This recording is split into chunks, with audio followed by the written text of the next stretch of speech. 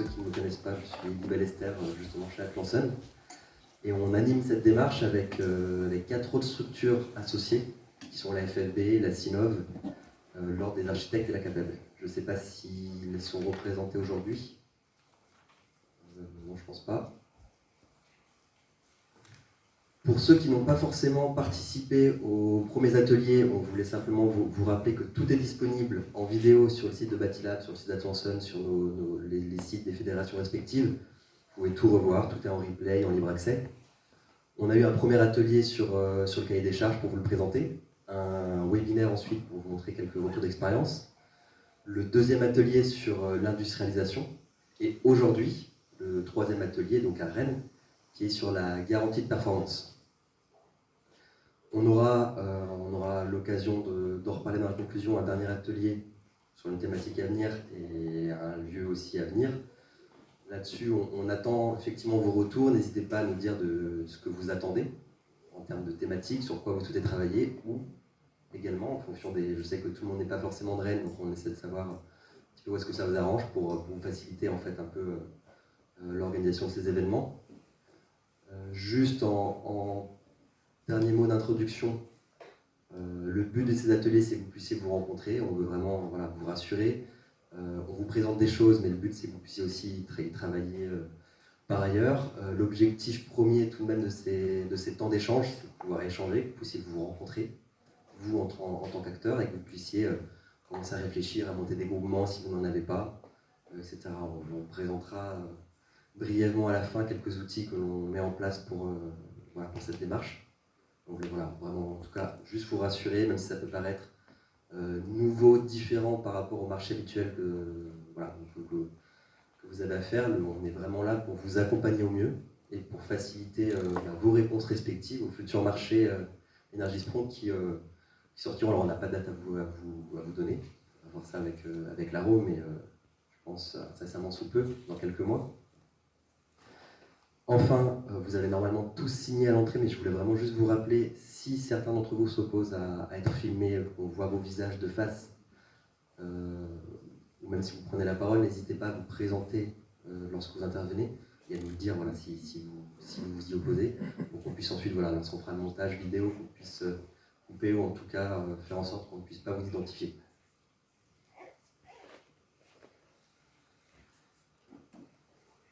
Alors, avant de vous faire un petit cours sur la performance et la garantie de performance, on voulait voir avec vous un petit peu votre ressenti.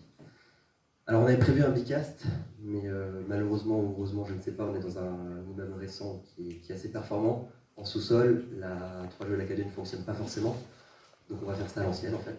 Vous allez poser votre question, n'hésitez pas à prendre la parole et à dire quel est votre ressenti, vous, actuellement, que vous connaissiez ou non la démarche Energisprong par rapport à la garantie de performance et surtout la performance dans le temps long, donc sur 30 ans qui est vraiment un des piliers d'une démarche Energisprong. Ce qui peut changer, en tout cas des marchés actuels et qui est encore un peu différent et qui va même plus loin que les contrats de performance actuels. Alors du coup, pour continuer, ou plutôt amorcer les échanges, on va parler de la garantie de performance dans le temps long, donc sur 30 ans. Et juste avant de laisser la parole à Mathilde Henry, et on fait toutes les deux parties de l'équipe Energisprong aujourd'hui qui est portée par Greenflex, on voulait faire une petite introduction sur pourquoi aujourd'hui on parle de rénovation garantie et garantie dans le temps long.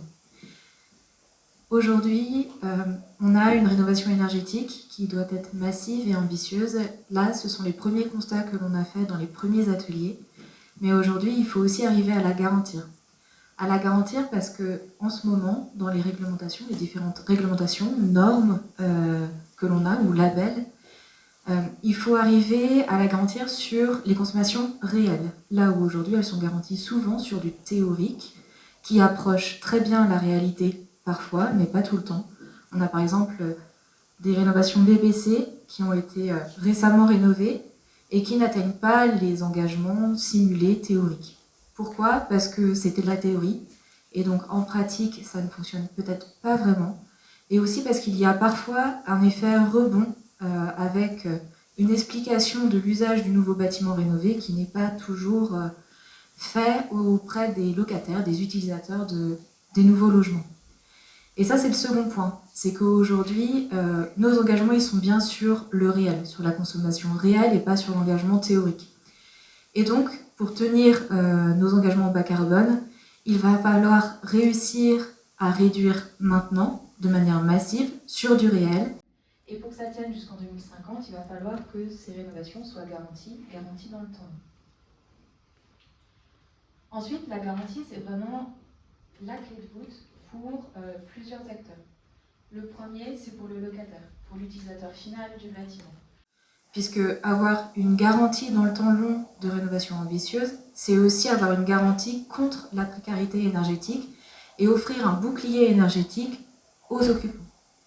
Ce bouclier énergétique, il est possible parce qu'aujourd'hui, des bailleurs investissent massivement dans les rénovations et pour qu'ils puissent investir massivement dans les rénovations, ils ont besoin d'être rassurés, de pouvoir s'engager dans la durée par rapport à d'autres rénovations classiques.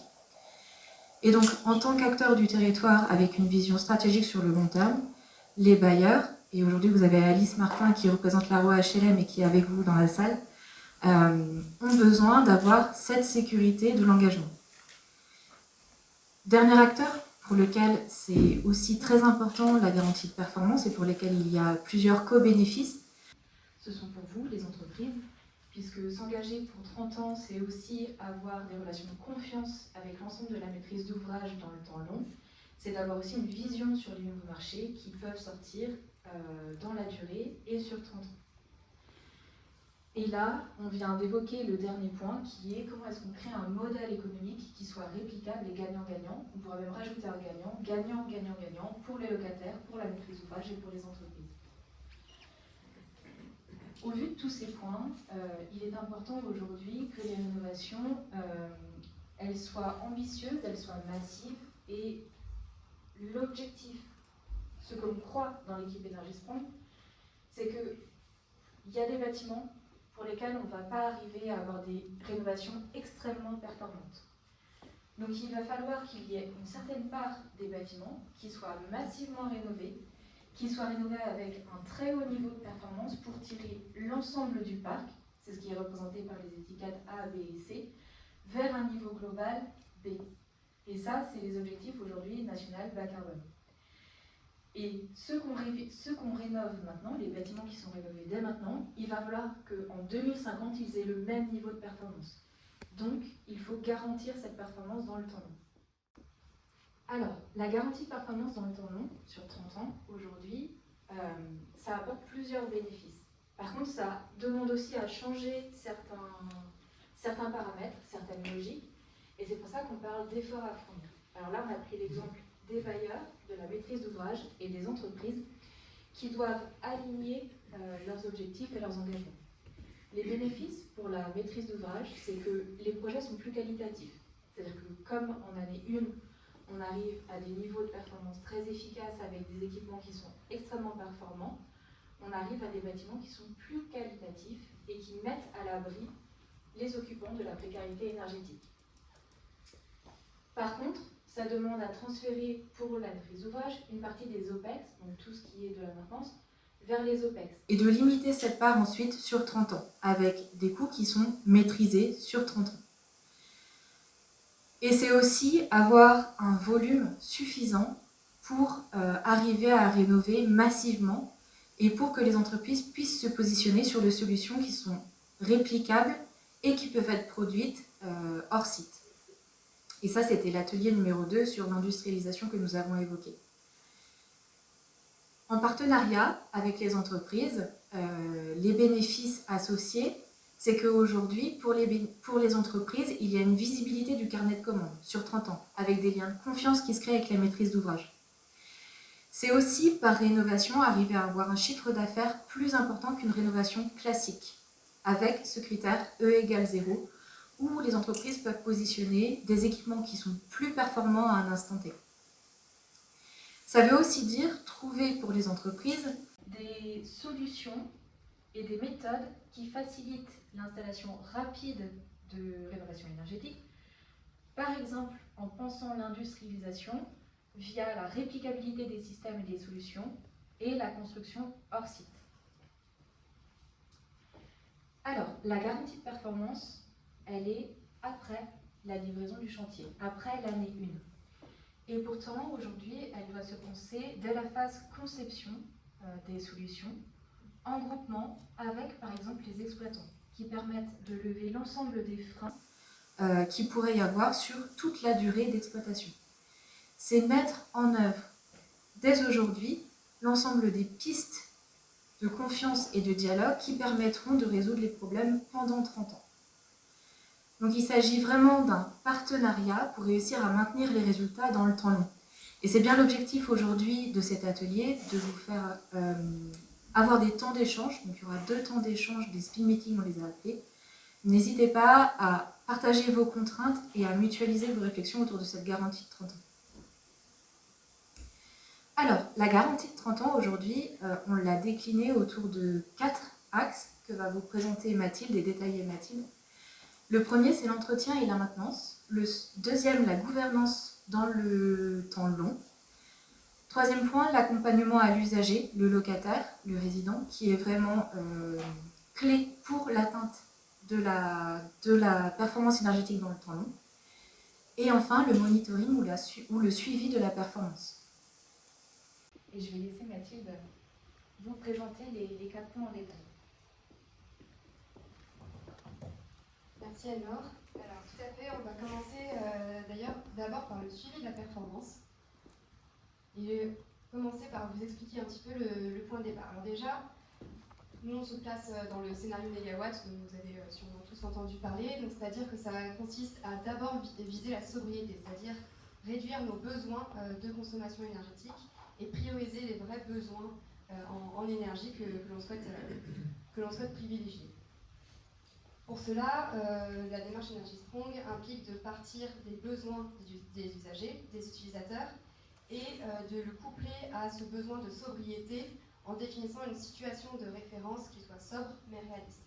Donc par exemple, on vous l'avait déjà présenté lors des ateliers précédents, ce qu'on recommande, c'est que la garantie de performance E égale 0 soit fixée pour un chauffage de 21 degrés, donc un peu plus réaliste que 19 degrés qui est appliqué dans les différentes réglementations, mais qui est suffisamment sobre, et les groupements sont engagés à accompagner les ménages à respecter ce 21 degrés, à les conseiller dans ce sens-là.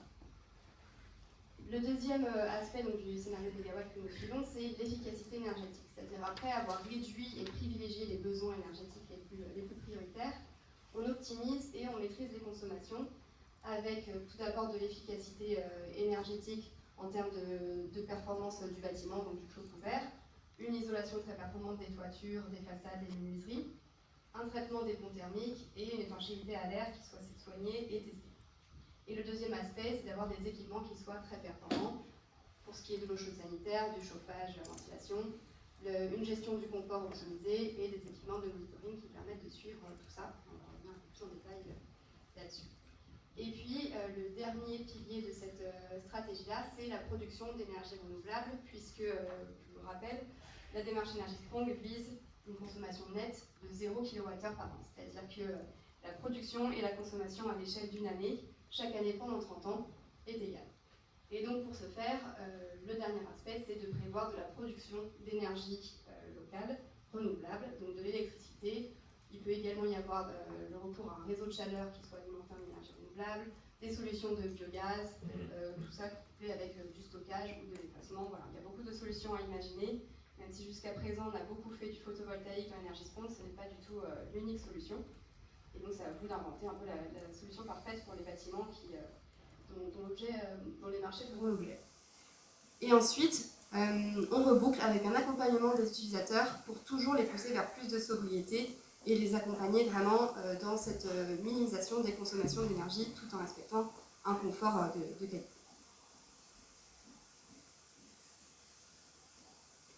Alors, qu'est-ce qu'il faut monitorer? Déjà, pour commencer, à qui va servir ce suivi des consommations et de la production? Il va servir dans un premier temps à la maîtrise d'ouvrage pour qu'eux puissent avoir un suivi technique et s'assurer que la qualité de l'ouvrage est toujours garantie et que le E égale 0 est bien maintenu.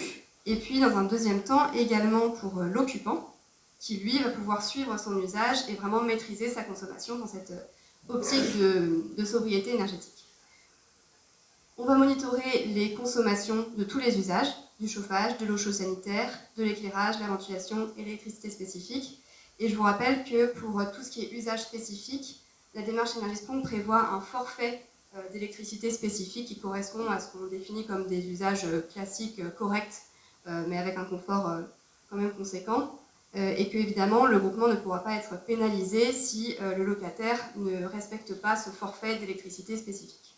Par contre, le groupement est fortement encouragé à accompagner l'occupant, et on va le revoir tout à l'heure dans cette partie dédiée, pour qu'il tende vers ce forfait d'électricité spécifique dans une logique de sobriété toujours.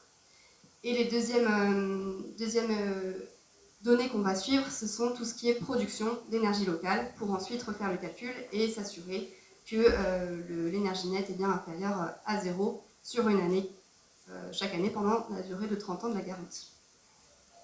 Bon, il y a un certain nombre de questions à se poser pour justement mettre en place ce suivi des consommations et de la production.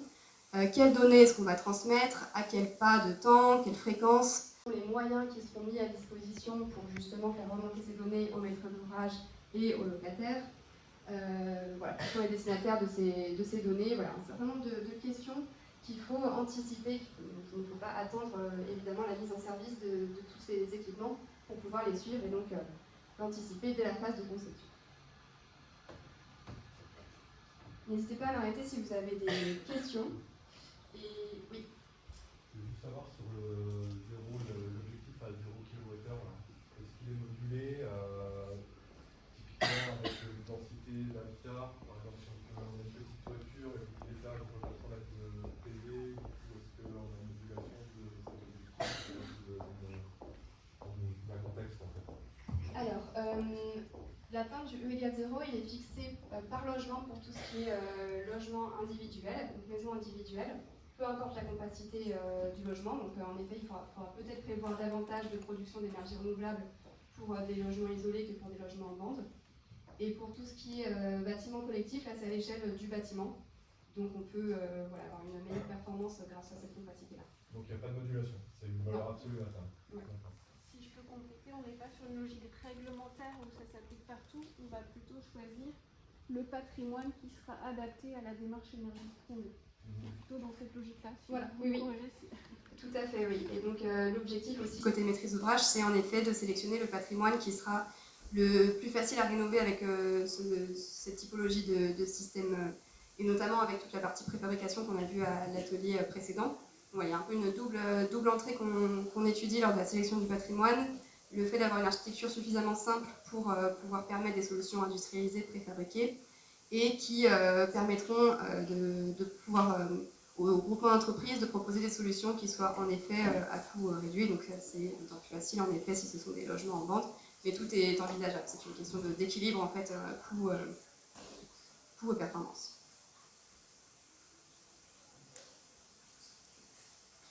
Et je sais que dans la salle, il y a certaines personnes qui ont pu aussi déjà participer à des démarches Énergisprong, donc n'hésitez pas à aussi répondre aux questions en plus de moi. Comme Élie disait en introduction, l'objectif c'est vraiment que tout le monde puisse échanger et puisse participer en partageant aux autres ses retours d'expérience. Donc on n'a pas la science infuse de la garantie de performance, mais tout le monde peut évidemment répondre et partager son expérience. Alors, donc, une fois qu'on a suivi ces données, qu'est-ce qu'on en fait? On va donc calculer le E égale 0, enfin vérifier l'atteinte de ce E égale 0, donc consommation moins production. Si l'énergie nette est bien inférieure à 0, il n'y a pas de souci, il ne se passe rien, on continue à suivre et à monitorer les données, mais tout se passe bien, donc pas de grosses difficultés. Par contre, si on est supérieur à 0, alors là il y a un souci, et donc il faut qu'on identifie qui est responsable de cette non-atteinte de la performance.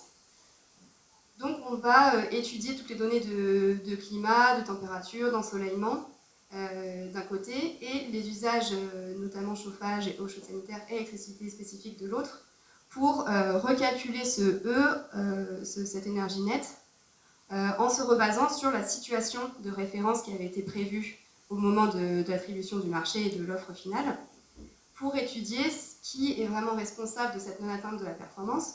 Donc si on se rend compte qu'en fait c'était des données climatiques qui cette année-là n'étaient pas conformes à ce qu'on avait en tête dans la situation de référence, quand on ajuste à cette situation initiale, on se rend compte que le E est bien inférieur à 0. Dans ce cas-là, c'est, on va dire, la faute du climat, et donc c'est pas le groupement qu'on peut aller chercher pour cette responsabilité-là. Si par contre ce sont des données qui sont liées à l'usage, donc on se rend compte par exemple que l'électricité spécifique a explosé et n'est bien supérieure au forfait qu'on avait estimé en offre finale et qui fait partie de cette situation de référence. Dans ce cas-là, si c'est lié à l'usage, c'est le ménage qui est responsable de cette surconsommation. Dans ce cas-là, le groupement ne peut pas non plus, on ne peut pas demander au groupement de compensation financière. Par contre, on peut lui demander de continuer à améliorer le coaching énergétique pour que les ménages ne reproduisent pas le même schéma l'année suivante. Et si ce n'est ni dû au climat ni lié à l'usage, dans ce cas-là, c'est lié aux équipements et aux solutions techniques qui ont été mises en place. Et dans ce cas-là, il peut y avoir une demande de compensation financière auprès du groupement et des actions correctives, donc un recommissioning par exemple, de la maintenance ou remplacement des équipements dès qu'on a identifié où était plus précisément le souci pour s'assurer que l'année suivante, il n'y ait pas de dépassement de nouveau. Donc on a bien conscience que ce risque il est en grande partie porté par le groupement, mais cependant, l'important c'est de bien évaluer le risque. Donc ce qui est fréquemment fait dans la gestion de risque, c'est d'étudier cette matrice qui croise en fait la gravité du risque que l'on dit et la fréquence de ce risque. Donc par exemple, on va avoir des événements qui ont une très forte probabilité d'occurrence et une très forte gravité, le petit 1. Donc ça, ce sont des risques qui sont inacceptables, il faut les supprimer ou réduire le risque, donc par exemple en ayant recours à des assurances. Par contre, on peut avoir des risques qui sont modérés, alors soit avec une fréquence importante mais une gravité moins importante, ou alors avec une gravité plus importante mais un risque de probabilité d'occurrence plus faible. Et dans ce cas-là, l'objectif c'est soit de réduire la probabilité d'occurrence de ce risque, donc en améliorant en continu sa solution, en faisant du commissioning, en suivant vraiment de manière très fine le risque et la donnée qui peut être concernée, ou alors en réduisant la gravité, donc en anticipant par exemple le remplacement de certains éléments qui peuvent avoir une durée de vie limitée. Et on peut également avoir des risques qui sont acceptables, qui ont une faible gravité et une faible probabilité, et dans ce cas-là, on n'a pas de mesures particulières à prendre, puisqu'ils sont acceptables. Et par contre, on continue bien à mettre sous surveillance toutes ces consommations et tous ces usages-là.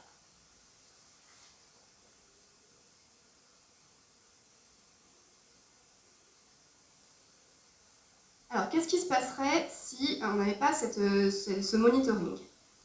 Là, l'explication, c'est vraiment de vous montrer que si on ne fait pas de monitoring, on va avoir la courbe qui est en haut, la courbe rouge. C'est-à-dire qu'au fil des années, donc on a pris 30 ans qui est la période de référence Energy-Sprong, on va avoir de plus en plus de logements qui ne vont pas atteindre le E égale 0 et pour lequel la performance ne sera pas atteinte.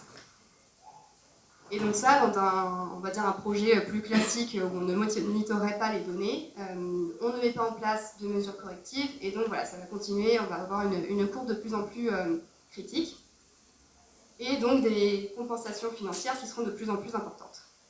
Par contre, si on met en place des suivis de cette consommation, des suivis des différents équipements, on peut mettre en place des actions correctives, donc c'est la courbe en bleu ici, qui est ce qui est attendu dans Energy-Sprong, et donc on aura un nombre plutôt limité de logements qui n'atteindront pas E égale 0, puisqu'on pourra mettre en place des actions dès qu'on sent qu'il va y avoir un souci d'atteinte de la performance, et donc identifier s'il y a besoin de changer un équipement, besoin de faire de la maintenance, ou ce genre de choses. Et donc, c'est vraiment ça que nous, on veut promouvoir dans Energy-Sprong, c'est anticiper ces risques-là, réduire au maximum le nombre de logements qui n'atteindront pas la performance en suivant vraiment les consommations et les équipements de manière assez fine pour pouvoir anticiper et réagir dès que possible pour éviter une non-atteinte de la performance. Et dans ce cadre-là, ça permet de développer une relation de confiance sur le temps long avec la maîtrise d'ouvrage et d'avoir ce cadre d'échange et d'anticipation d'actions correctives plutôt que de monétiser à tout va les kilowattheures surconsommés. Est-ce que c'est clair pour tout le monde pour le moment? Alors je peux continuer.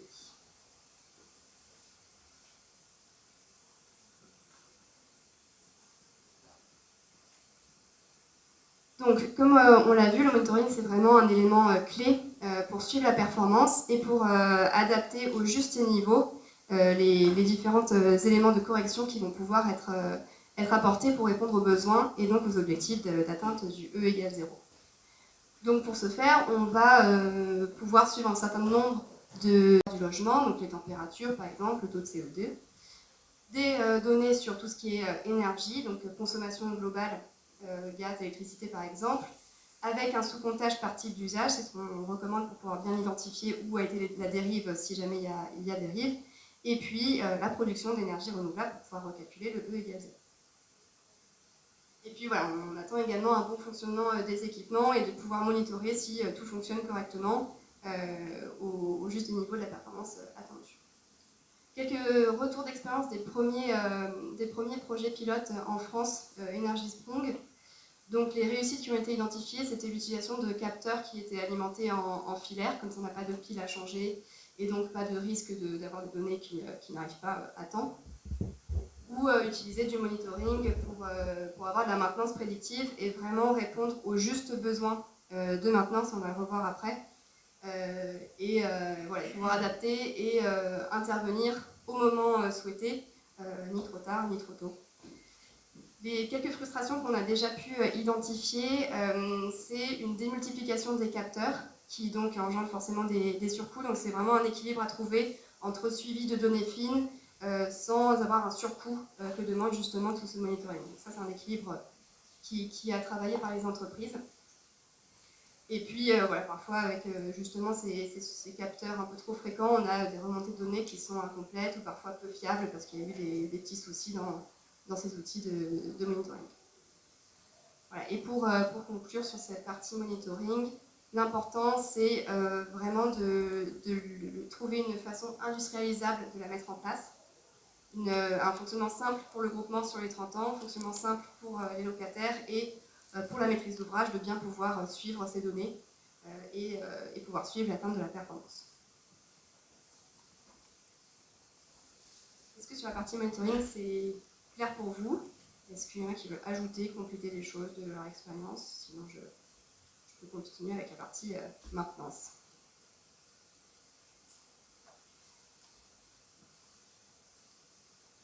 Alors, le deuxième aspect, comme le disait Anne-Laure, de cette garantie de performance, c'est toute la partie maintenance, donc qui va du simple entretien jusqu'au renouvellement d'équipements, partiels ou complètes.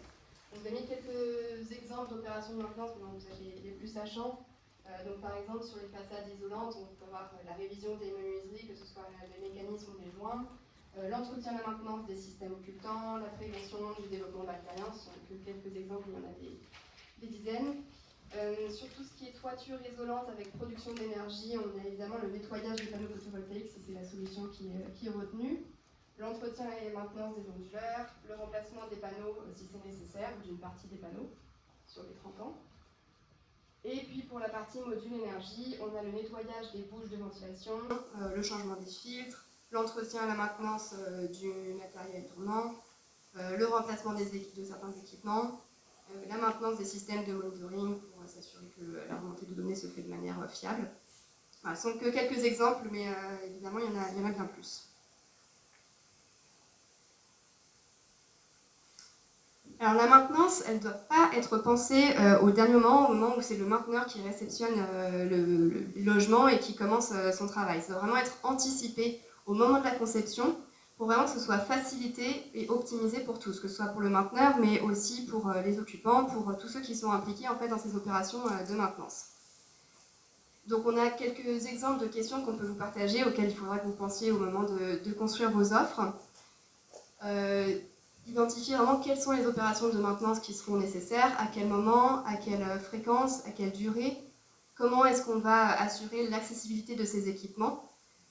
Donc par exemple, est-ce qu'il y a besoin que le locataire soit présent, ce qui peut rendre difficile l'opération de maintenance? Est-ce qu'on a un espace qui est suffisamment bien pensé pour pouvoir effectuer l'opération de maintenance ou le remplacement d'un équipement? Est-ce qu'il y a la présence de crochets d'ancrage qui sont nécessaires pour accéder à la toiture, nécessité de couper le courant, voilà, un peu identifier tous ces sujets d'accessibilité et de facilitation de la maintenance.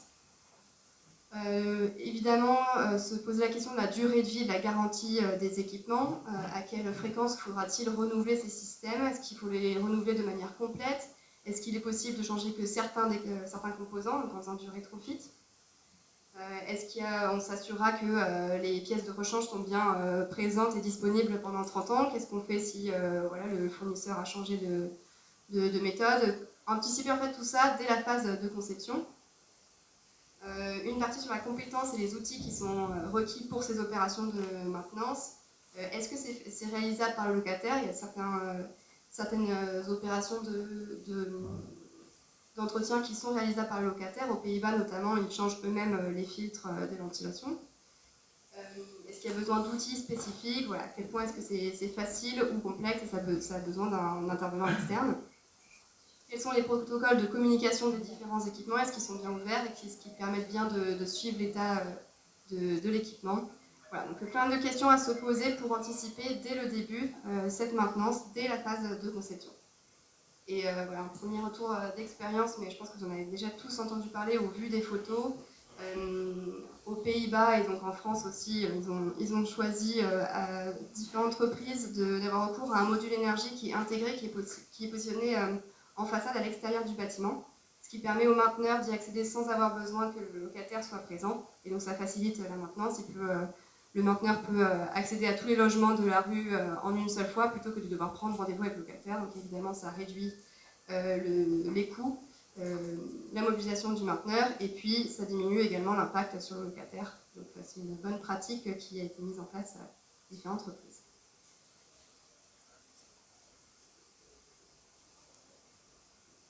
Et puis ce qu'il est important aussi d'avoir en tête, c'est qu'on a parfois l'habitude d'avoir recours au P2, P3. Energy-Sprong recommande plutôt de vraiment faire de la maintenance au juste besoin, c'est-à-dire justement avec tout ce monitoring dont on a parlé juste avant. Ça permet d'identifier quand un équipement, on sent qu'il commence à perdre en efficacité, qu'il faut peut-être le remplacer partiellement ou totalement, et donc de faire de la maintenance prédictive et de vraiment intervenir au moment nécessaire et pas de systématiquement remplacer un équipement parce que c'est prévu dans le contrat avec la maîtrise d'ouvrage et que vu qu'il l'a payé, il l'attend et donc on le remplace même si l'équipement fonctionne très bien. C'est vraiment cet aspect-là qu'Energy-Sprong veut promouvoir également.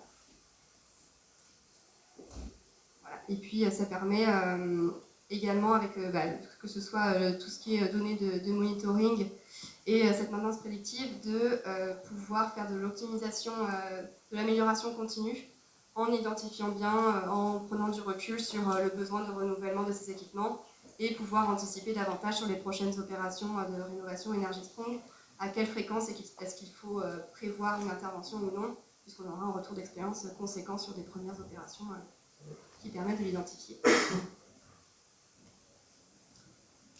Est-ce que vous avez des questions sur cette partie entretien, maintenance, des compléments à apporter?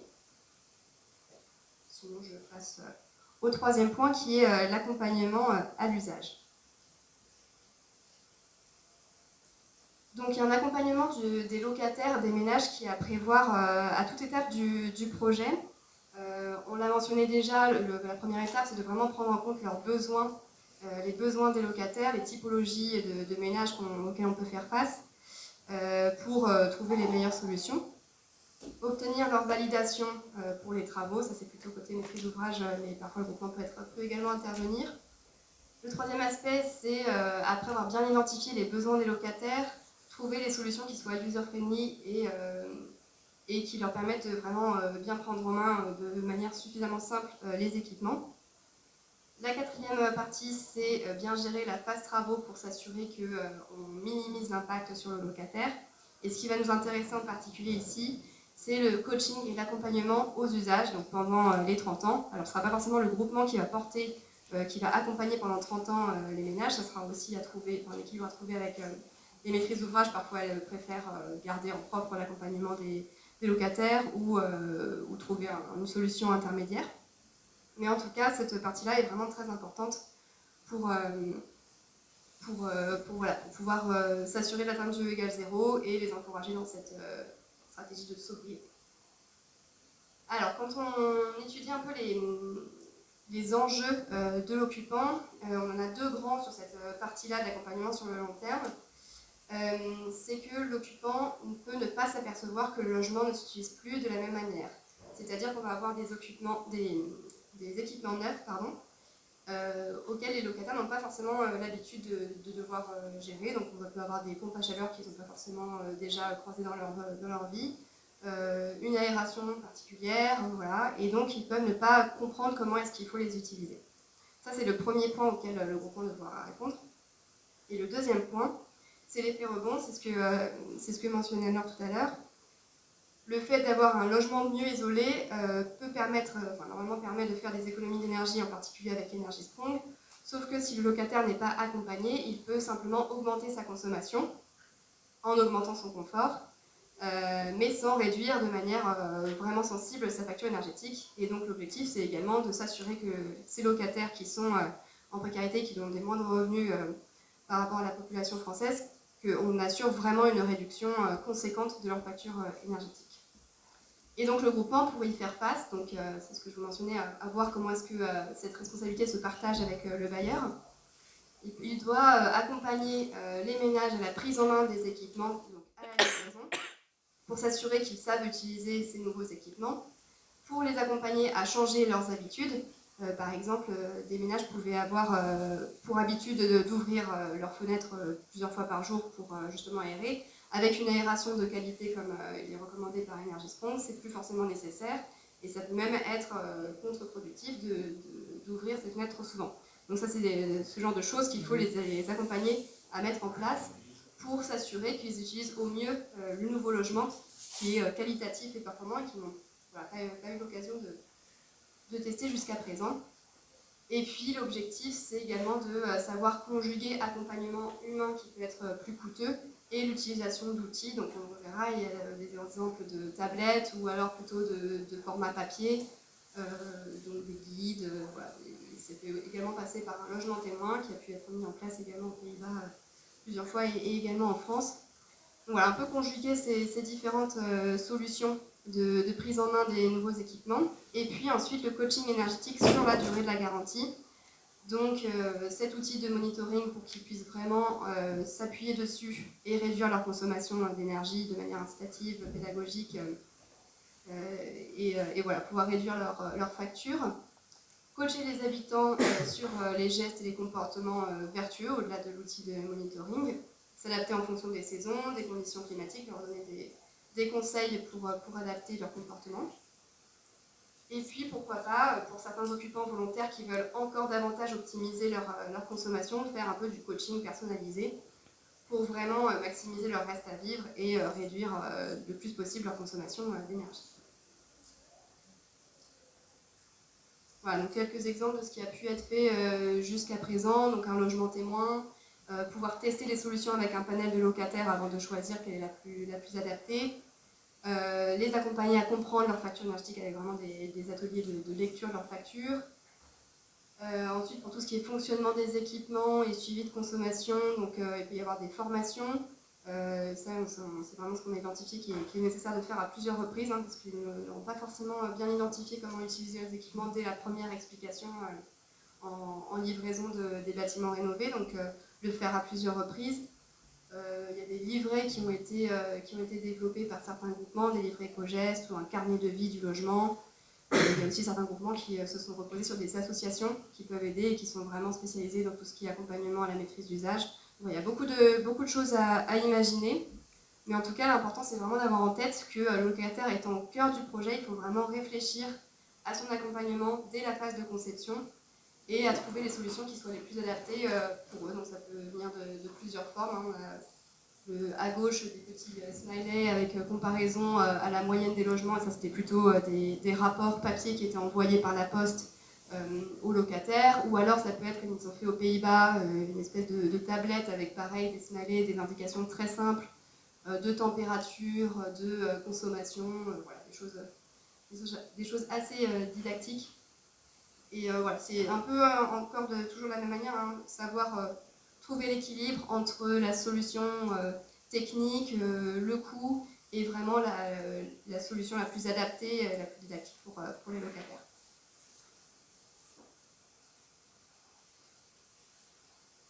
Et puis pour finir, dernier point, pas des moindres, qui est, on va dire, vraiment le point de changement des modes de faire, que ce soit vraiment côté entreprise, mais aussi côté maîtrise d'ouvrage, c'est cette notion de gouvernance. Le projet Energy Sprong est l'opportunité de créer une vraie relation, comme le disait Anne-Laure, de 30 ans, donc entre le groupement d'entreprise et le maître d'ouvrage. Sur 30 ans, on ne va pas pouvoir tout prévoir de ce qui va se passer. Si vous vous rappelez, il y a 30 ans, on ne savait pas comment on sera là aujourd'hui, qu'il fallait... Voilà, donc on avait des petites difficultés en termes d'approvisionnement d'énergie ou ce genre de choses. On ne pouvait pas du tout le prévoir il y a 30 ans. Et donc de la même manière, aujourd'hui, on ne peut pas prévoir ce qui va se passer sur les 30 prochaines années.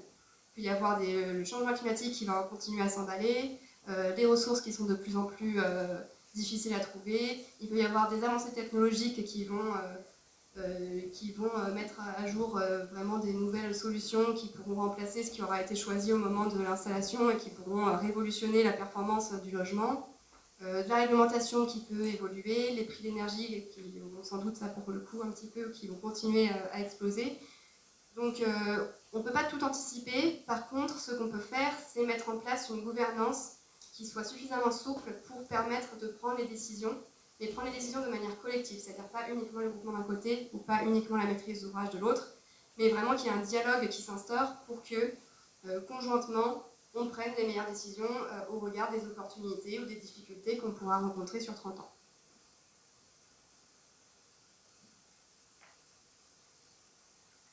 Et pour mettre en œuvre cette gouvernance, il faut vraiment avoir en tête, comme le rappelait très bien Anne-Laure tout à l'heure, que cette gouvernance a pour but d'être gagnant-gagnant, ou gagnant-gagnant-gagnant, si on prend tout le monde en compte.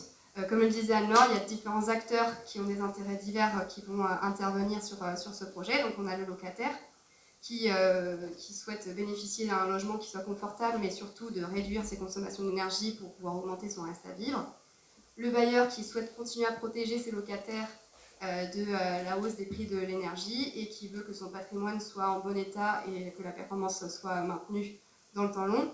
Et puis on a le groupement qui souhaite garantir la performance de la rénovation et assurer la pérennité des différentes entreprises qui le constituent.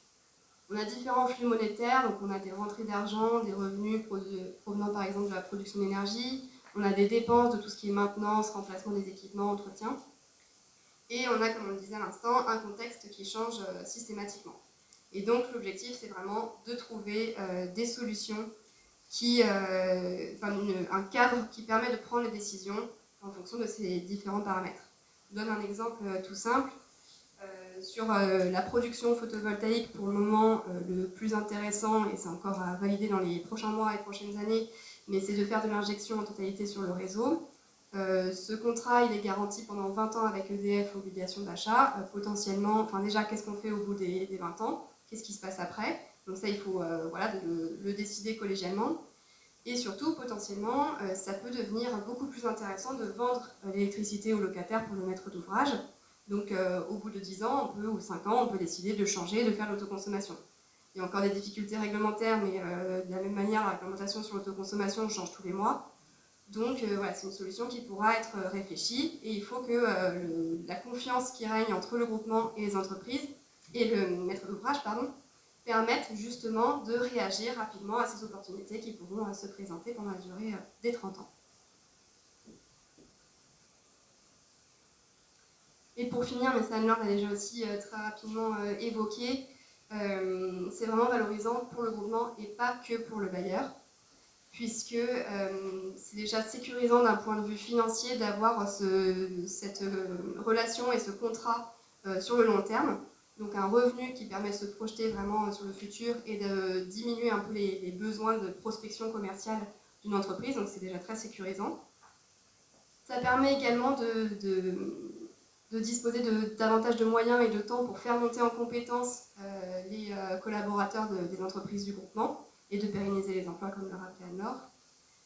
On a également un certain nombre de données qui vont pouvoir être obtenues avec tous ces équipements de monitoring et donc permettre d'améliorer ces solutions, de faire de la R&D et de pouvoir répondre encore mieux, encore plus précisément aux besoins dans les futurs projets de rénovation, que ce soit Energy Sprong ou d'autres. Donc c'est une vraie opportunité également de pouvoir suivre sur le long terme tous ces données-là. On a une valorisation de l'image de l'entreprise qui s'implique dans un projet de territoire et dans un projet vraiment de pérennisation long terme de la performance énergétique, et donc forcément avoir une meilleure image et une relation de proximité avec les différentes parties prenantes qui peuvent intervenir.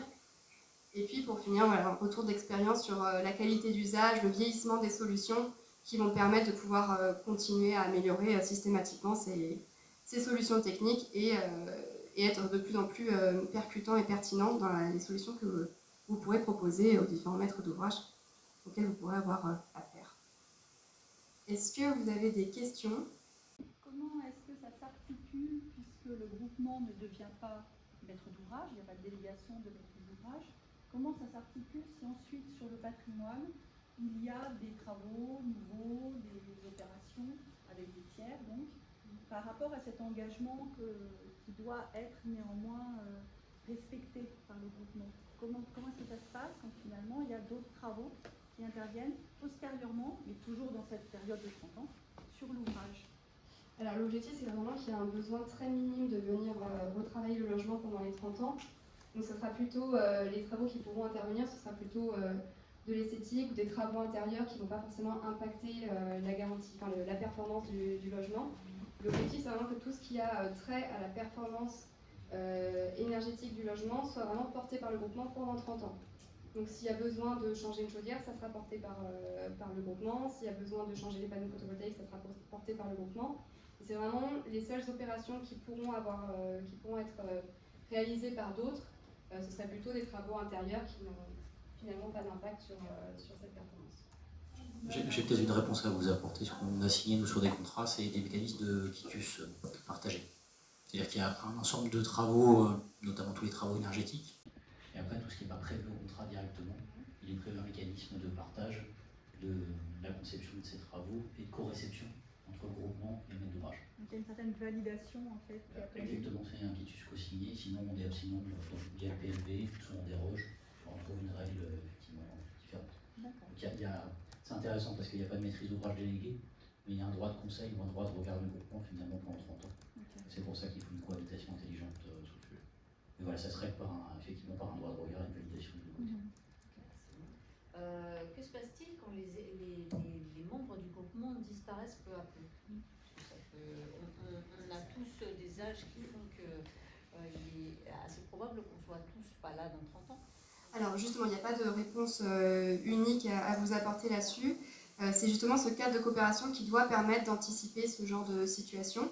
Par exemple, nous, on a développé avec un partenaire LPA une convention de groupement où ce genre de choses peut être précisé. Et donc c'est plutôt, on va dire, à l'intérieur d'un groupement que doit se prendre ce genre de décision, en coopération avec la maîtrise d'ouvrage évidemment. Mais ça peut être anticipé, donc typiquement si une entreprise qui ne fait plus partie du groupement savoir réagir et trouver le remplaçant qui pourra venir dans le groupement. Après, on peut aussi imaginer, pour sécuriser justement le maître d'ouvrage, de former une société de projet qui pourra aussi lui faciliter le fait d'avoir un interlocuteur unique, et donc que c'est à l'intérieur de cette société de projet que les membres s'organisent entre eux pour pouvoir réagir justement s'il y a des départs, s'il y a une entreprise ou des membres, que ce soit des collaborateurs qui partent, pour pouvoir anticiper, former, faire monter à bord les nouvelles entreprises, les nouveaux collaborateurs. Bonjour à tous, Jérémy Robert, moi je suis directeur du développement d'Alteria. On est assez impliqué effectivement avec l'équipe Énergismo France depuis les débuts de l'Énergismo en France. On a livré l'année dernière le crème d'ICF Langon, qui a participé à pas mal de projets dans les Hauts-de-France avec Veolia. En ce moment, on est en train de déployer l'opération du monde MASH avec Sarthabitat, et on travaille à Saint-Denis avec l'Université Paris 8. Donc on a quelques petits sujets et quelques éléments de retour d'expérience à vous proposer. Évidemment, ça va être partiel, très focusé sur des éléments que nous on a pu voir, mais n'hésitez pas avec vos questions ou autres à ce qu'on puisse débattre de tout ça.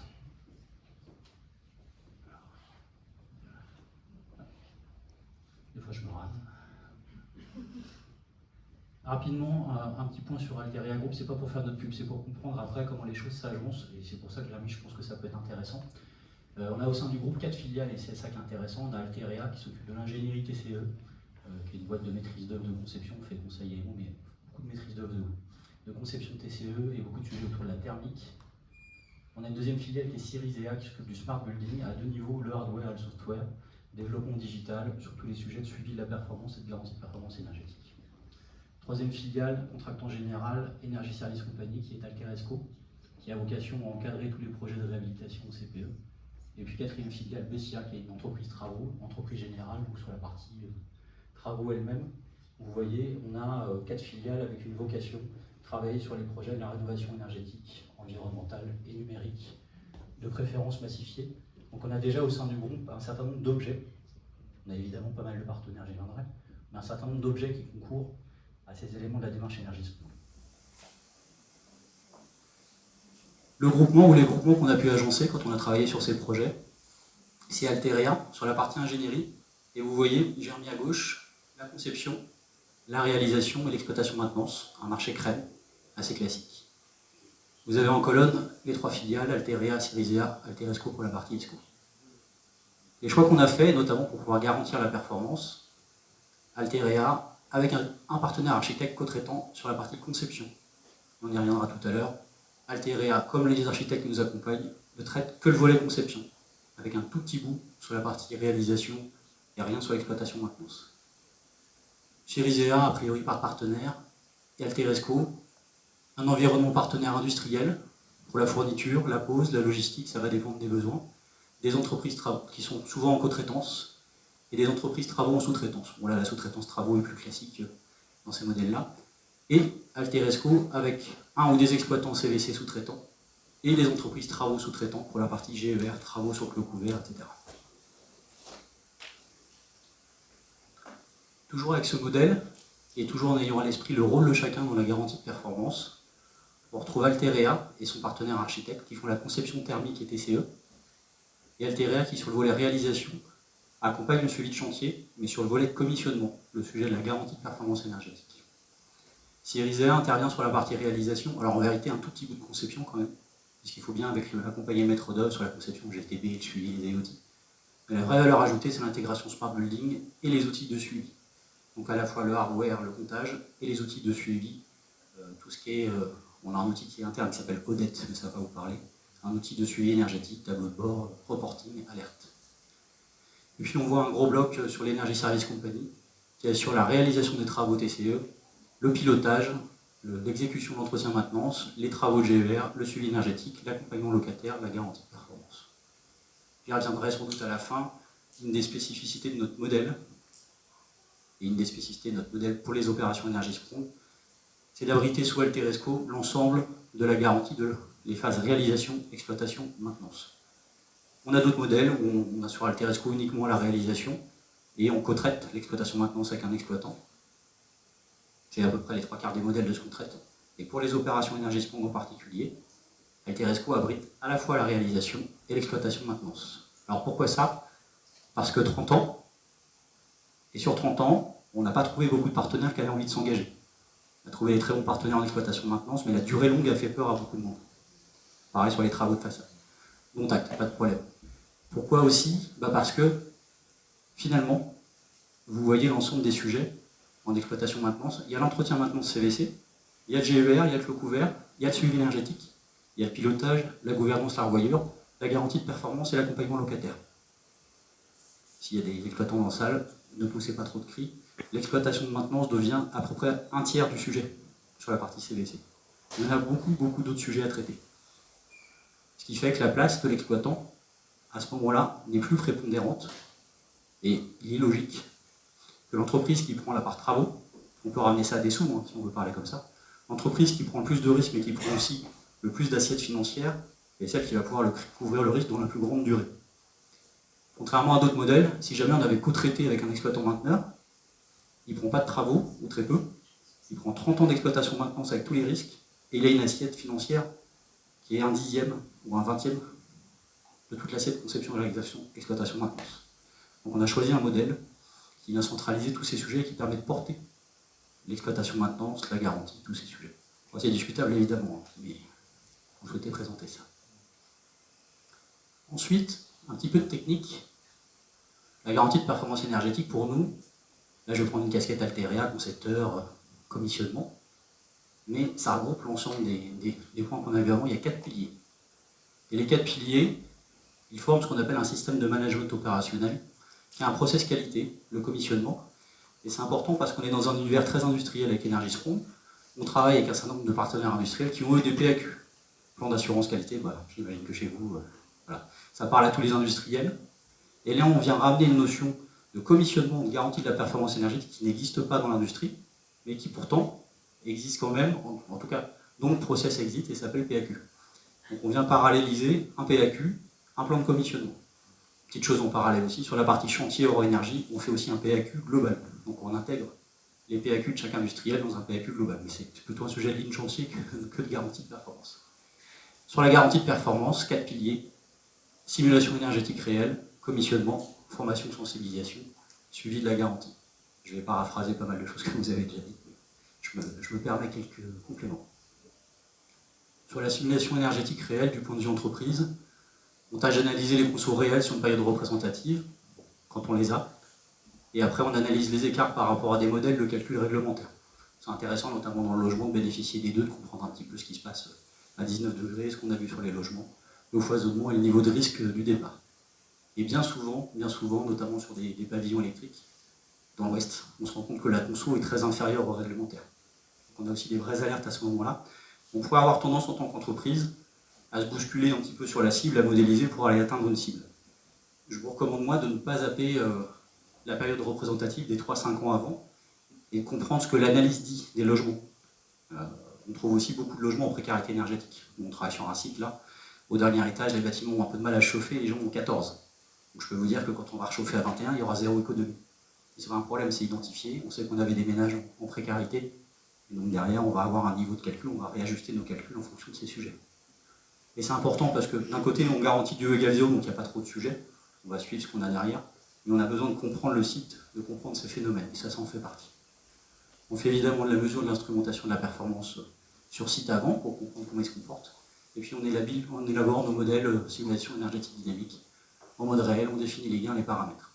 Moi, je pourrais en parler des heures évidemment. Un sujet qui est important, c'est que la garantie, elle vaut 30 ans, mais c'est dès ce moment-là en fait que vous garantissez 30 ans. Parce que vous allez anticiper la déplétion du photovoltaïque, un petit peu de déplétion de l'isolant, les fenêtres, etc. Et en fait, ce qui se passe, sur le clos couvert notamment, c'est qu'on s'assure que la conception avec les industriels soit durable, et on s'assure que le modèle, avec une déplétion à prendre chaque année, il tienne jusqu'aux 30 ans. Et après, la conception du clos couvert, elle est faite. Modulo, un plan de programmation d'entretien, etc. Et votre sujet, il est garanti entre guillemets. Ou comme le montrait Mathilde, il est garanti avec le minimum de risque dans la fréquence, dans l'occurrence. Vous savez comment les éléments vont se dérouler. Donc il y a beaucoup de choses qui se passent à la conception, en fait, dès ce moment-là. Après, il y a une notion de commissionnement. Vous avez vu, le commissionnement, je l'ai plutôt mis en phase travaux pour Altéria. La vérité, encore une fois, c'est que ça se déroule dès le début de la conception. Avec la rédaction d'un plan de commissionnement, on liste dès la conception les étapes clés de contrôle, l'autocontrôle, les tests qu'on fera en conception en chantier. Tout cet autocontrôle est suivi après. Et puis on met en œuvre à la réception, mais pas à un moment, à différents moments de la réception, le plan de test, les réceptions dynamiques, intermédiaires, finales, l'étalonnage, la recette de l'outil de suivi. Et alors ça, dans les remontées qui ont été faites tout à l'heure de Mathilde, on fait régulièrement des suivis, et on se rend compte qu'on a oublié l'index du compteur, on a oublié tout un tas de sujets. Tous les éléments de recette, pour nous, c'est une filiale dédiée qui s'occupe de ce sujet-là. Donc c'est dans ses objectifs et ses contraintes que les équipements suivis de la performance se fassent bien. Parfois, quand c'est un lot avec plusieurs personnes qui s'occupent de l'exploitation, maintenance, etc., c'est fait un peu vite, ou c'est pas fait toujours avec les mêmes objectifs. Et la réception, l'étalonnage, les recettes sont des vraies phases déterminantes, sinon vous perdez 6 mois, 1 an dans le suivi. Et autant dire que la première année est un peu compliquée. Et puis, on accompagne et on fait la prise en main des installations par l'exploitant CVC. Il fait partie du groupement. Pour autant, ce qui est intéressant, c'est que nous, dans notre modèle, Altéresco prend tout le risque relativement au contrat qu'on passe avec nos sous-traitants. On prend tout le risque avec le maître d'ouvrage et après on règle avec chaque sous-traitant le niveau de risque qui lui appartient. Altéria, l'architecte, prennent leur risque sur la partie conception. à mesure de ce qui est fait, etc. C'est pas évident, mais on fait quand même du réglage par le contrat de ce que chacun doit, à quel moment, et surtout ce qui est important, à quel moment on libère. Typiquement, vous le verrez après, on a des étapes de libération à 2 ans, à 5 ans. On dit aussi dans le groupement qui reste dans la durée, qui est libéré à un moment donné. Bon, l'exploitant, il nous accompagne longtemps, au moins 10 ans, si ce n'est 30 ans. Et à un moment donné, ensemble, avec l'équipe travaux, on assure la prise en main des installations. J'en parle un petit peu après.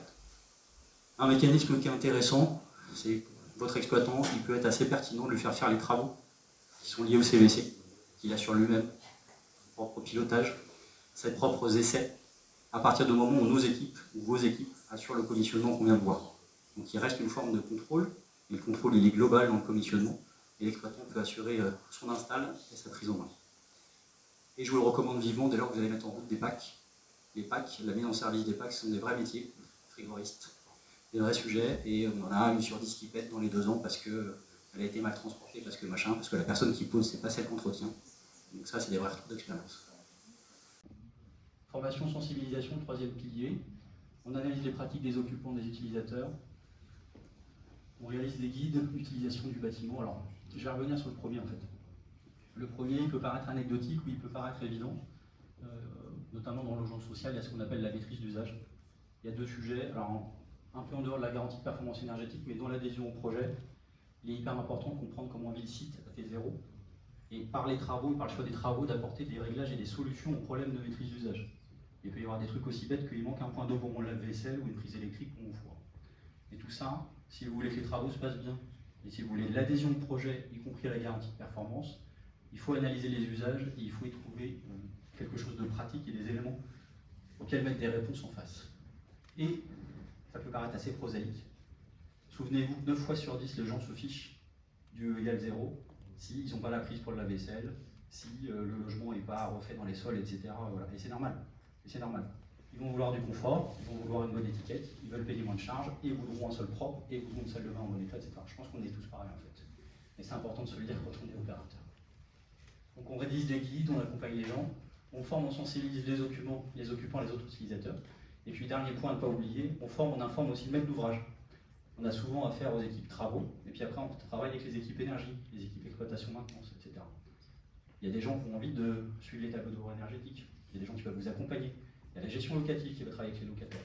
Bon, il faut articuler tout ce petit monde avec vous et qu'on travaille ensemble avec la maîtrise d'ouvrage. Dernier point, comme dit tout à l'heure, à la réception des travaux, on enclenche le suivi. Et on a vu qu'il y a quand même pas mal d'étapes avant. Mais après 30 ans de suivi, on va déployer le plan de comptage, la plateforme de suivi. Chez nous, elle s'appelle ODET, c'est un outil interne. On la paramètre, on la recette. On fait l'édition, l'analyse des rapports d'intervention et d'exploitation, de manière assez classique. Alors on a l'exploitation CVC tradit, tout le reste, et puis on a tout ce qui est volet de performance énergétique. Sur l'exploitation, les rapports sont mensuels en général. Sur l'énergie, c'est annuel, et après on y reviendra, il y a des sujets de revoyure du contrat et des règles contractuelles de garantie qui sont, elles, annuelles pendant 5 ans et quinquennales ensuite, mais après tout ça dépend du contrat avec votre maître d'ouvrage. On a l'analyse du bon fonctionnement des installations de suivi des équipements et de préférence du prédictif. On a aussi un maillon hyper important qui est le plan de mesure et vérification qui permet d'articuler le suivi de la performance et de la vérification de la cible. Et on organise le reporting, l'information, tout ce qu'il faut pour mettre en œuvre les actions correctives si besoin. Voilà les piliers opérationnels. Je voudrais finir avec 2 petites slides sur une vision de gestion du risque. Alors j'ai pas mal dévoilé de choses jusqu'avant, mais je voulais déjà évoquer une vision, c'est la nôtre, hein, elle n'engage que moi. Mais en tant qu'opérateur, on a cette conception, j'aurais pu rajouter une étape à 1 an ou 2, comme je l'évoquais, pour la partie concepteur, architecte, bureau d'études. On considère, nous, qu'on peut lever le risque au bon moment et de façon progressive, avec au moins 3 étapes, à 5 ans, à 10 ans et à 30 ans. Alors, à 5 ans, on a une forme de garantie globale sur le clos couvert. Et pas que le clos couvert, à 5 ans, on a aussi une garantie globale de conception-réalisation. On estime, nous, en tant qu'opérateur, qu'au bout de 5 ans, on a identifié, levé et traité toutes les problématiques de mauvaise conception, mauvaise exécution, défaut de suivi. On n'avait pas relevé le compteur, tout ce que vous voulez. En général, il faut 2-3 ans pour identifier ce type de problématiques et 1 à 2 ans pour les corriger. C'est pour ça qu'on parle de 5 ans. Mais quand vous regardez un CPE classique, on vous dit 2 ou 3 ans de suivi pour faire le tour des problématiques. C'est à peu près ça, mais comme là on est engagé, on va aussi mettre en œuvre des actions correctives. Donc pour nous, au bout de 5 ans, tout ce qui est conception-réalisation, tout le risque est levé, sauf risque long. Un défaut de conception de façade, on aura un isolance qui se tasse, vous le verrez plutôt à 20 ou 25 ans. Et là, on rentre dans une phase de risque sur la fin. Et ça, c'est hyper important parce que pendant 5 ans, on va être très présent, très dans le monitoring, très à vérifier, et après, on va relâcher. Et puis pendant 5 ans, on va avoir l'entreprise, on va avoir les metteurs au point, on va avoir pas mal de gens qui vont être autour du sujet, alors qu'après 5 ans, l'exploitant va prendre une place plus importante. On va libérer le maître d'œuvre, on va libérer tout un tas d'entreprises qui étaient là à ce moment-là aussi. À 10 ans, il y a une échéance qui est importante, c'est la décennale. Et elle n'est pas négligeable puisqu'on a un volet clos couvert important. Elle peut paraître moins anecdotique sur la garantie de performance et pourtant, elle l'est. C'est aussi une autre étape, c'est une étape pour l'exploitant. Un exploitant mainteneur qui vient travailler sur un projet Energy Sprong, il ne fait pas de retour sur investissement avant 10 ans, ou entre 8 et 10 ans. Donc si lui, il sort à 5 ans, nous, là, on les prend en sous-traitance. Si on montait un contrat de 5 ans, enfin, les opérateurs avec qui on travaille nous ont dit 8 ans, 10 ans, et après, on travaille. Alors, on a des contrats de 30 ans. Mais c'est comme tout le monde, on sait très bien qu'à 30 ans, on aura des discussions. Et la fenêtre de discussion de contrat, nous, avec notre mainteneur, c'est 10 ans. Entre 10 et 15. Et puis après, on a évidemment le 30 ans. Et le 30 ans, là, c'est l'assiette du nouveau modèle économique, du coût global, de la production photovoltaïque, des différentes recettes avec les locataires, etc. Et c'est bien celle de tout le pilotage. Mais dès l'année 5, voire l'année 10, on a progressivement un exploitant mainteneur, des sujets CVC qui viennent prendre la main. De la même manière, la partie accompagnement locataire, au bout de 5 ans, on la réduit. Au bout de 10 ans, on la réduit, on la transfère au maître d'ouvrage. Pareil sur le suivi de la performance. Tous ces sujets sont à doser en fonction de la problématique et de la garantie. Et puis après, vous, opérateurs, vous aurez des manières financières de couvrir votre risque. Votre risque, il est maximal pendant 5 ans. Vous gérez financièrement la couverture ou via une assurance. Après, ça diminue. Au bout de 5 ans, vous avez traité tous les risques. Vous n'avez pas besoin de recouvrir encore le risque pendant 25 ans de la même manière. Encore une fois à 10 ans et ainsi de suite. Au bout de 10 ans, si le pilotage du CVC n'est pas bien fait, vous aurez un risque, mais sinon il n'y a plus de risque. Ce n'est pas un défaut de conception, un défaut sur la façade, où les choses sont vues depuis longtemps et elles seront vues avec le maître d'ouvrage normalement. En tout cas, c'est les messages que je veux partager avec vous. Et puis, du coup, dans le groupement, comme on a fait, je l'ai déjà pas mal dévoilé avant, donc peut-être qu'on va avoir 2-3 éléments plus fins. Altéréa, maître d'œuvre concepteur en charge de la conception dans le groupement, et Altéréa, contractant général, responsabilité, réalisation, exploitation, maintenance. Un interlocuteur unique pour la prise de responsabilité sur la garantie de performance énergétique. Et on a, nous, la particularité que nos différentes filiales soient assurées sur la GPER en propre. On est en plus assuré sur une garantie de performance énergétique. Donc si jamais il y avait un défaut, on serait garanti par notre propre assureur auprès du maître d'ouvrage. Ça, c'est quasiment un autre sujet. Que dire de ça?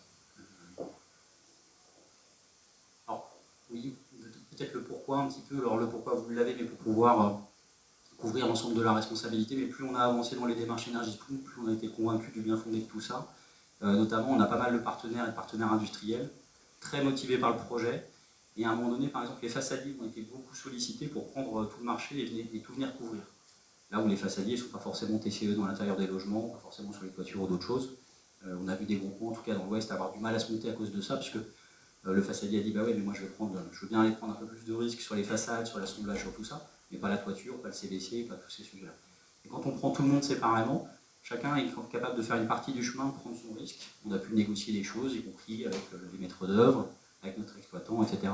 Mais à prorata de son niveau à lui. Et à un moment donné, il faut que quelqu'un s'engage pour le maître d'ouvrage. Et pour le maître d'ouvrage, prendre 10 engagements qui s'empilent les uns à côté des autres, ça ne marche pas. Enfin, en tout cas, ça nous semble très compliqué.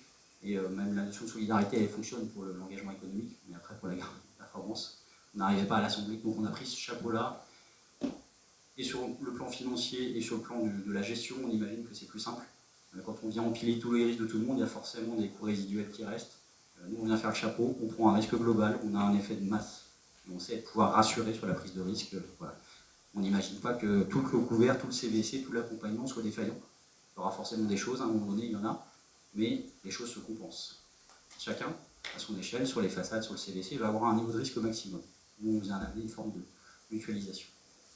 Je vous le disais, après on a organisé un lien contractuel spécifique avec chaque partenaire, selon son rôle, sa prise de responsabilité. On a reparlé des travaux CVC si possible.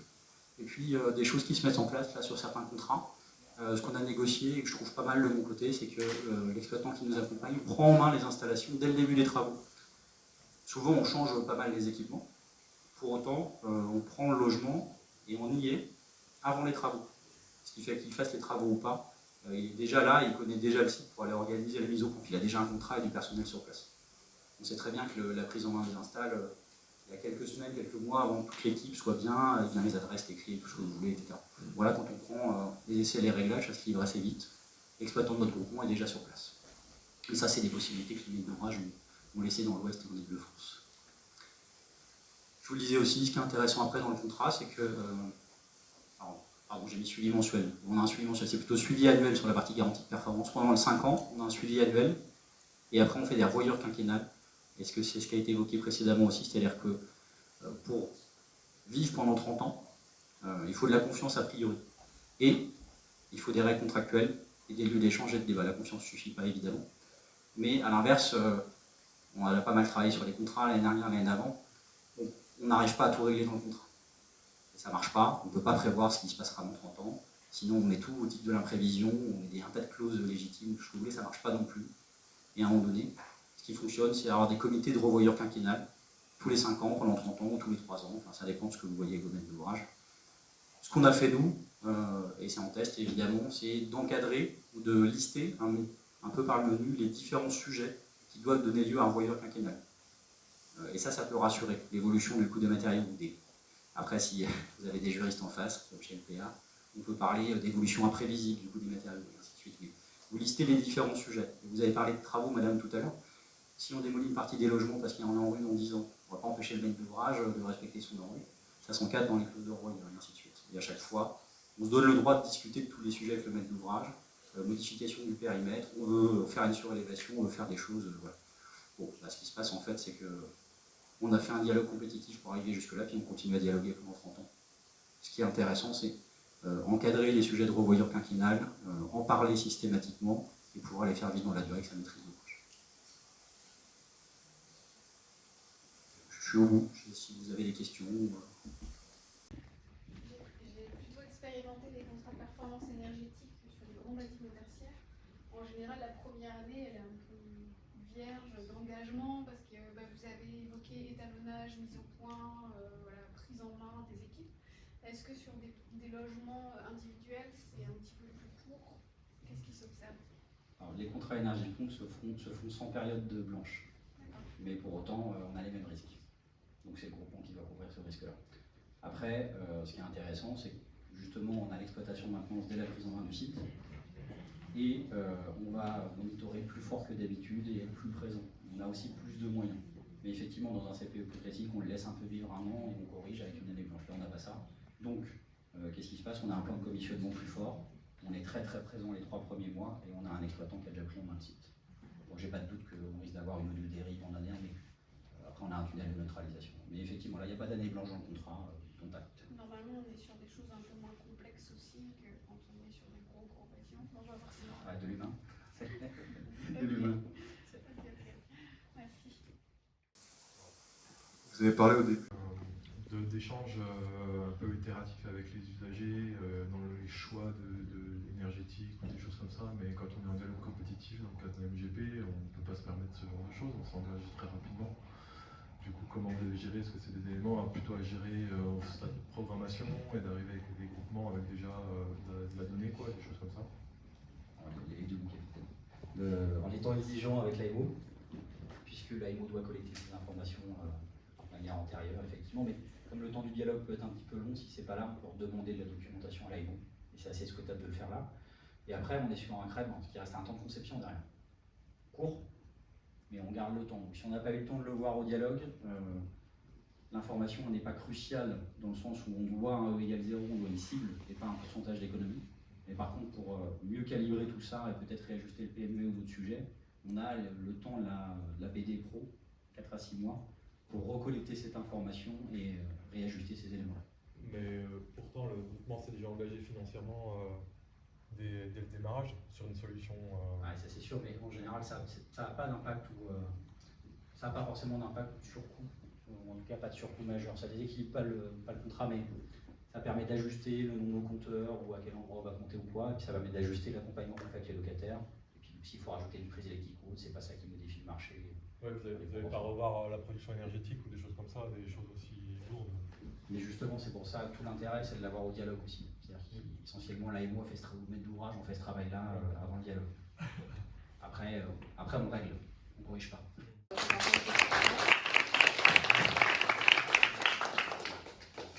Et avec vous, ces sujets-là, et ça demande, ça fait un peu peur, la garantie de performance, ça demande beaucoup d'adaptation de votre côté, mais voilà, on en demande aussi autant aux maîtrises d'ouvrage, donc on y travaille également en parallèle.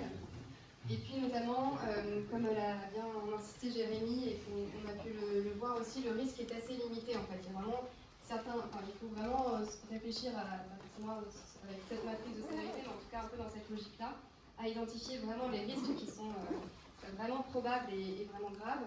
Et en fait, pour ne pas impacter justement financièrement le maître d'ouvrage, puisque l'objectif d'Energisprong, c'est vraiment de réduire les coûts, que ce soit de coûts de travaux, mais également d'entretien, maintenance, pour qu'il y ait de plus en plus de demandes, que ça continue à faire baisser les prix, et que voilà, on entre dans ce cercle vertueux de toujours plus de rénovation performante.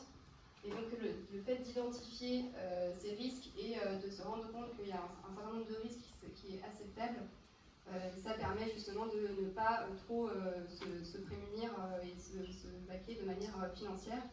Et notamment la semaine dernière, on a eu le retour d'expérience d'un des premiers bailleurs qui a fait l'innovation Energisprong en Hauts-de-France.